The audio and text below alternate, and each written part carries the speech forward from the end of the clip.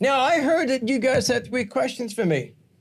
I'm delaying this, if you noticed, because Billy's got the look on his face Well, like you've already answered the first one like 4 times in 411. So Did I really? yeah, you did. So I don't know what we're going to do. He's not going to stump me then. I know one answer. No, we're not. No, this isn't going to stump you at all. I didn't even write it to stump you. I mean, I just wrote it to fill in a question. We all have questions, and Pastor Carney has answers. We all want to know what he thinks. There's important information to know. What are his thoughts? How did he get here? What's his favorite golf ball? It's time for 3 Questions with Pastor Carney.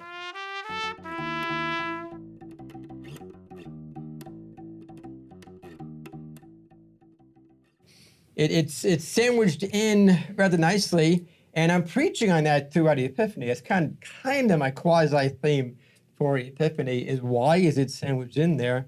But it gets us, it's the connecting rod between Christmas, the birth of Jesus, and the penitential season of Lent, beginning with Ash Wednesday and Transfiguration the Sunday before.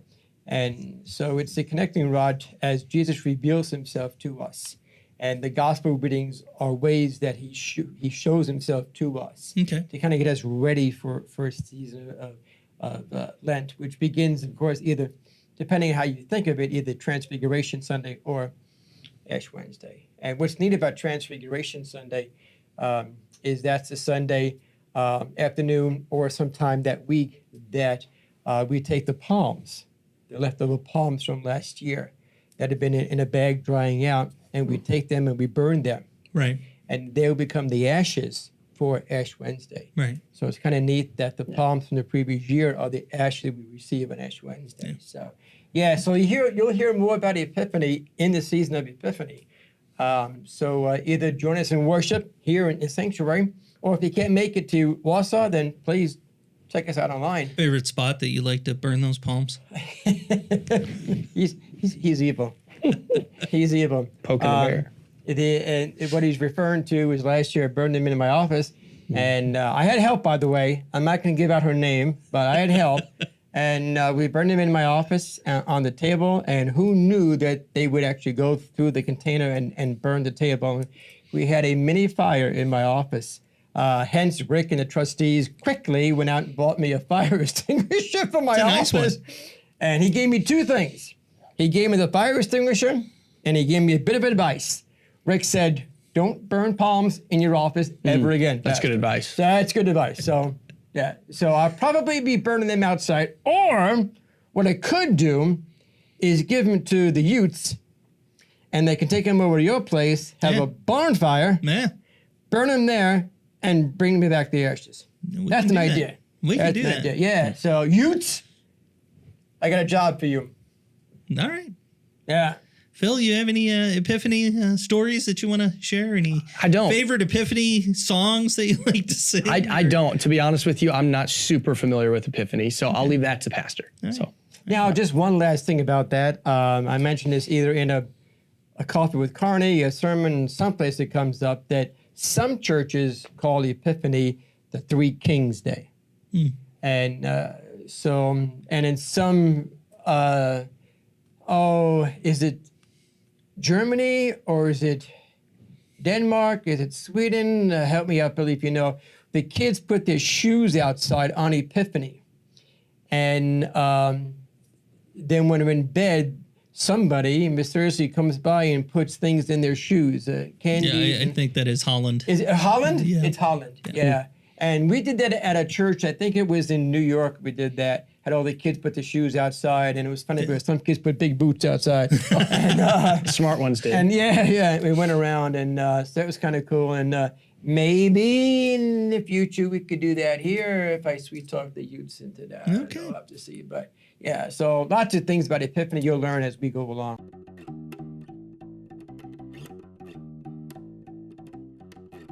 You know, Billy has a reason behind these questions. Look at that smirk. Because he wants me to tell the story. I know he does. He's dying to hear the story again. I remember the story from Bible study. Now, I have sprinkled once. Yes, once. Let me get my thoughts together. It was a baby. I happened to be with the mother and her husband up in Fargo, North Dakota, and she gave birth in her 24th week. And I was there. His name was Levi. And he was either a pound or under a pound. Wow.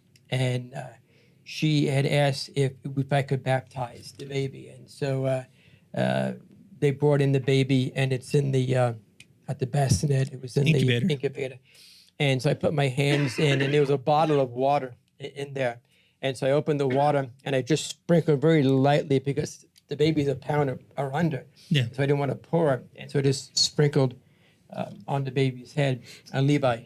Yeah. And about a half hour, 45 minutes later, he went home to be with Jesus. But I was there to be with the parents and with Levi and baptize him with sprinkle. Yeah. And I believe that's the only time I use sprinkle. Okay. 99.9 times, well, 99.8 times, I use pour. Okay. I'll take that back. Once also I used wash. Twice. I baptized a lady who was 98 years old. Mm-hmm. And I baptized a father at the same time I baptized his daughter. And so since they were adults, I just used the wash method. And not really wash them, but take a cloth and wet their forehead. I can't pick them up. But most times than not, it's pour with my hand. Except one time. Here it comes, folks. I was in Pennsylvania. I was a field student, which means I was practicing to be a pastor. I was a student at the time. Seminarian. A woman, she was like 4'8", 4'9". God bless her. I forget her name. But she had twins. Of all things. Wasn't expecting twins. The doctor called the husband back in the room. He was like, something's wrong. No. Second baby's coming. We're doing it again. We're doing it again. So they had twins. And so for the baptism in the church, the pastor said, you hold one, I'll hold one. We'll baptize at the same time. Mind you, I was a student. Okay? And there's this big old baptismal font in the church. I'm ready. I got the baby in my arm. Unfortunately, holding the baby like a football. Head's here, body's up my arm, not really holding on. And I didn't know, I was a student, I didn't know not to use cold water. What do? I bring the baby over the font, I put my hand down, I scoop up a handful of water, and I missed the baby's head and I got it in the face. And I went, I baptize you in the name of the Father, and I got the baby in the face. Of course, cold water in the face, the baby jumped. Guess what happened? The baby went right down the baptismal font. And by the time I realized it, the baby's feet were in my hands. So I grabbed the baby's feet real hard. Mind you, from the feet to the head, baby's underwater. So Son and Holy Spirit. Oh, yeah. So I grabbed that baby up, other arm, scooped that baby up, put the baby in my arms. The baby is dripping wet. The other pastor looks at me and he says, it's a good thing we Lutherans believe in immersion. And it was a light moment. The mother, she took it well. Yeah. Okay, the baby was fine. The baby's probably, 40 years old today. But I'll never forget the day that I had baptism by immersion. Yeah. And the baby's never been the same. Baby's never been the same. Yeah. And who knows that... that child of God. For more than one reason. For more than one reason. Yeah. So, yes, I had immersion one time. All right. And not intentionally. And from then on, I never held a baby in my arms again. Really? Yeah. Until Scooter was born. And Thomas Till you had your own. was born. And Donna said, dear, or she going to be Deario, you got to get over this. He's your son. I need your help. Take him in your arms. And baptize him in your arms. And he broke my, not fear, but he broke that chain. Sure. And from then on, I enjoy, as you see here, I enjoy taking that baby, walking around, talking to the baby, and I'm comfortable again. I haven't dunked the baby since. So. Would you do immersion if it was requested? Yeah, I would. Okay. Yeah. If someone wanted to go to, in summertime, of course. Center Lake. If someone wanted to go to one of the lakes around here, or if they wanted to go to Hawaii, just let me know. They have water there? Yeah, and yeah, there's a church. I know this is kind of long, but interesting, I hope. A buddy of mine was a Lutheran pastor on the island of Oahu, and the church is called Calvary by the Sea, which is funny because it's on the ocean. But it's called Calvary by the Sea. And the back wall behind the altar was all glass, and it looked out over the beach, which was feet from the church and the ocean. And their baptisms were done outside by immersion. I would too. And Pastor Mason, I don't know if you're still there or not, but Calvary by the Sea, great church on the island of Oahu. Nice. So, yeah. Very cool.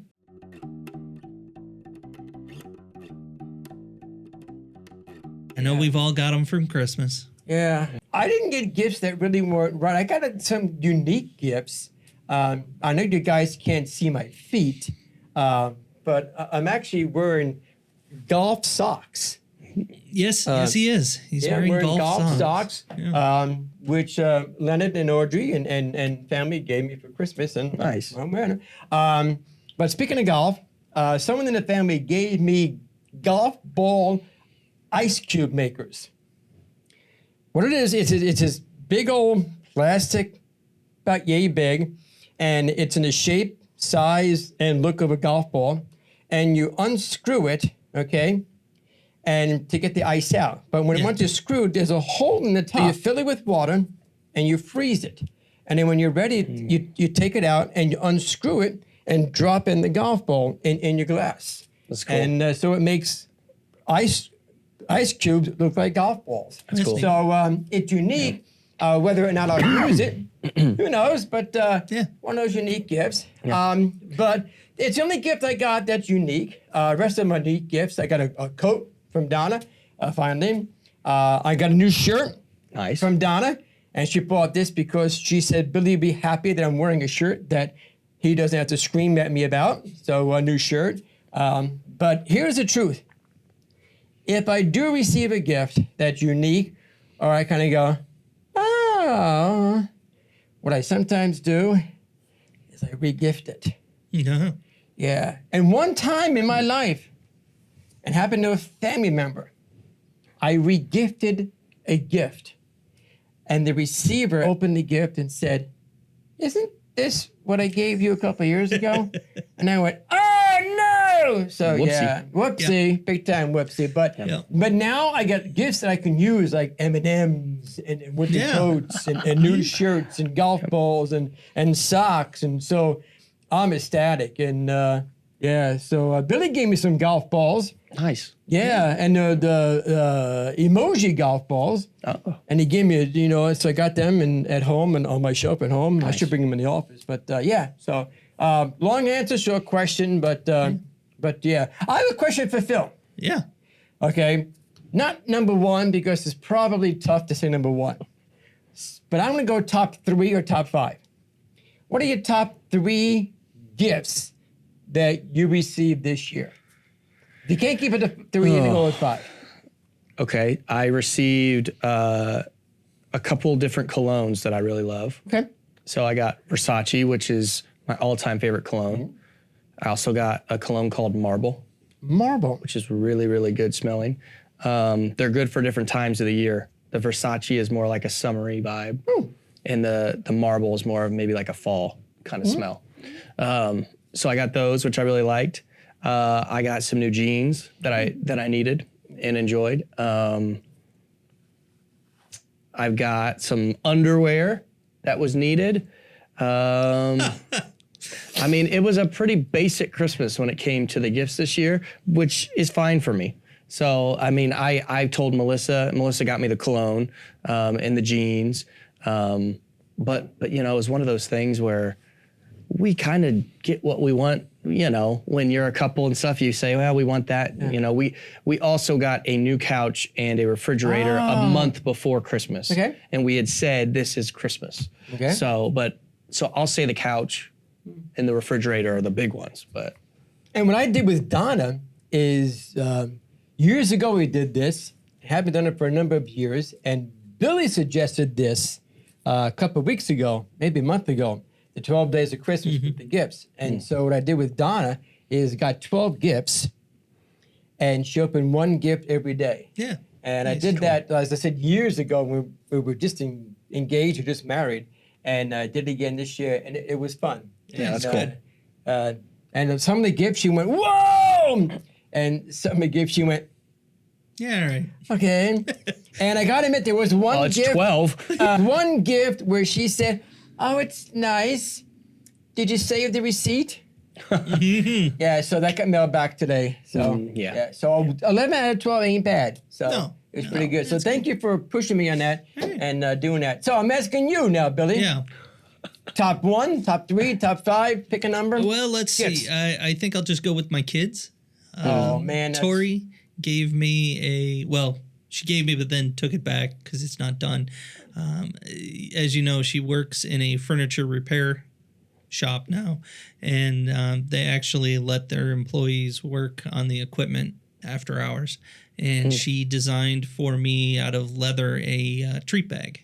Oh, cool. Oh wow! I've always got a treat bag on me, and they're always falling apart because I use them so much. So is it for you or the dogs? What's Well, for him to have on his hip? Yeah, see, yeah. So it's made out of material that's not going to wear out. So you're both blessed.